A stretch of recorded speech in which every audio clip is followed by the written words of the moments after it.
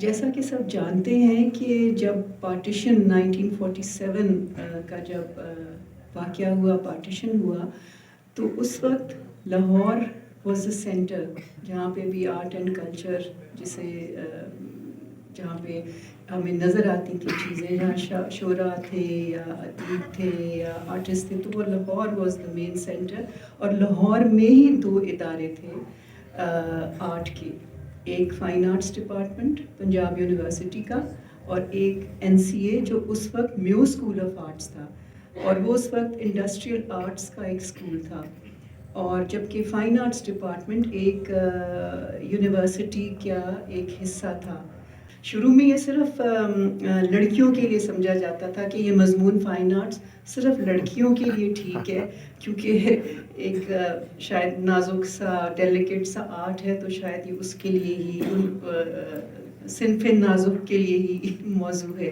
پھر لڑکوں کا بھی آنا شروع ہو گیا. اس وقت ایک جو تھا نا مائنڈ سیٹ، پاکستان نیا نیا بنا تھا، اور جو ایک پرائیویٹ انڈیویجولز کی یہ کوشش تھی کہ اس ملک کو بنانا ہے. اور آپ جانتے ہی ہیں کہ کوئی بھی ملک اپنی فن اور ثقافت کے بغیر نامکمل ہے.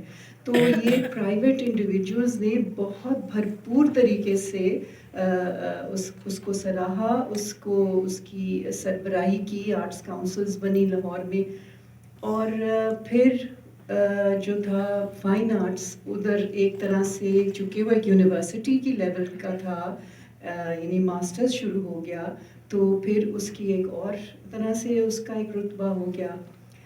بٹ دین حالات جیسے بدلے ملک کے، تو جب وہ دور آیا کہ جب ایک بہت سپریشن 80s کی دہائی جو تھی، اس وقت ایک ریلیجس اور ایک مورل فورس جو تھی، انہوں نے اپنا ایک بہت سخت طریقے سے اپنے آپ کو ادھر یونیورسٹی میں خاص طور پہ جو ایک تنظیم تھی طلباء کی، انہوں نے بہت جکڑ کے، میں سمجھوں گی کہ رکھ دیا ہمارے مضمون کو. میں سمجھتی ہوں ایک بہت برا دور فائن آرٹس ڈپارٹمنٹ پہ گزرا، کہ ہمارے یہاں کے سب ایجوکیٹڈ گھروں سے لوگ اٹریکٹ ہوتے تھے، پڑھے لکھے گھروں سے.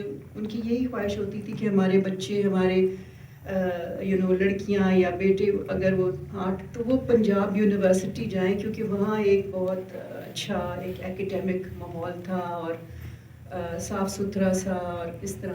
لیکن پھر جب یہ سب کچھ ہوا تو پھر اسٹوڈنٹس بھی بدک گئے.